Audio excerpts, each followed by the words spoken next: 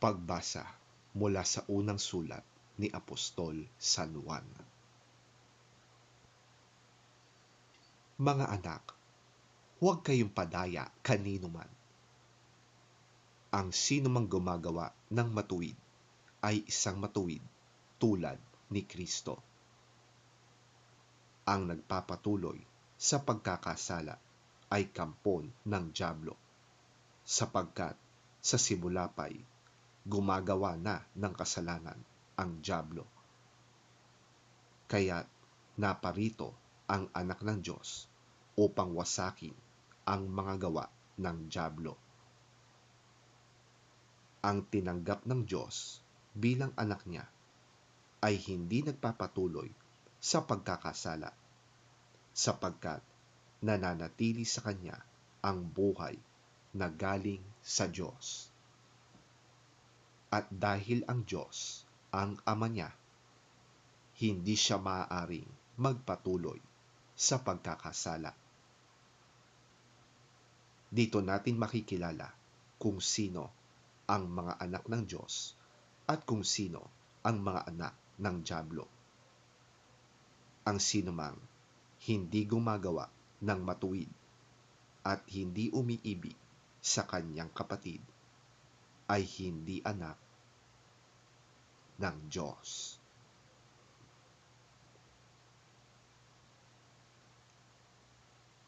Ang salita ng Diyos. Salamat sa Diyos.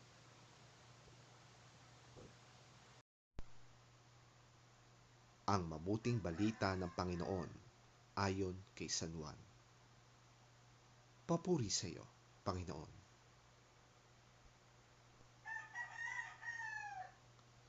Kinabukasan, naroon muli si Juan kasama ang dalawa sa kanyang mga alagad. Nang makita niya si Jesus na nagdaraan, ay kanyang sinabi, "Siya ang kordero ng Diyos." Narinig ng dalawang alagad ang sinabi niya, kaya't sumunod sila kay Jesus. Lumingon si Jesus, at nang makita niyang sumusunod sa kanya ang mga ito, sila'y tinanong niya, "Ano ang kailangan ninyo?" Sumagot sila, "Saan po kayo nakatira, Rabay?" Ang kahulugan ng salitang ito'y guro. "Halika kayo at tingnan ninyo," sabi ni Jesus. Sumama sila kay Jesus at nakita nila ang kanyang tinitirhan. At tumuloy sila roon ng araw na iyon. Nooy mag-aalas 4 na ng hapon.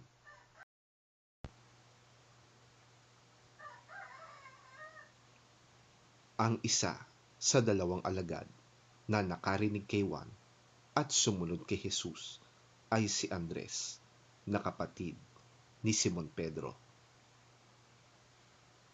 Unang hinanap ni Andres ang kanyang kapatid na si Simon. Sinabi niya rito, "Nakita na namin ang Mesiyas."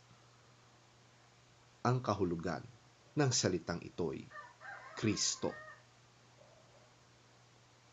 At isinama ni Andres si Simon kay Jesus. Tiningnan ni Jesus si Simon at sinabi sa kanya, "Ikaw ay si Simon na anak ni Juan. Ikaw ay tatawaging Cefas," na ang kahulugan ng pangalang ito ay Pedro.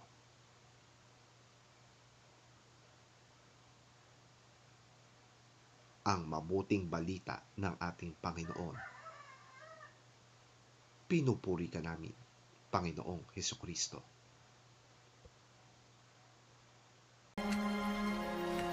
The next day, John was standing there again with two of his disciples when he saw Jesus walking by. There is the Lamb of God The 2 disciples heard him say this and went with Jesus.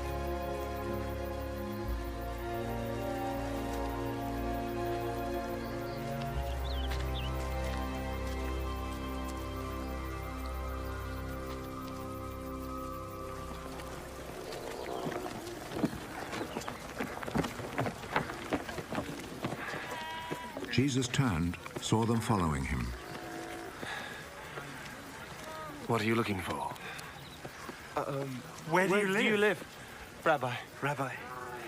This word means teacher. Come and see. It was then about 4 o'clock in the afternoon, so they went with him and saw where he lived and spent the rest of that day with him. One of them was Andrew, Simon Peter's brother. At once he found his brother Simon. We have found the Messiah. This word means Christ.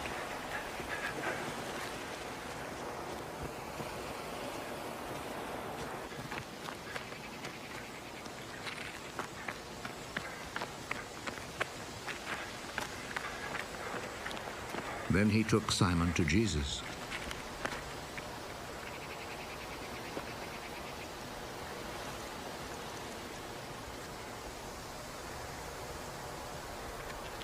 Jesus looked at him.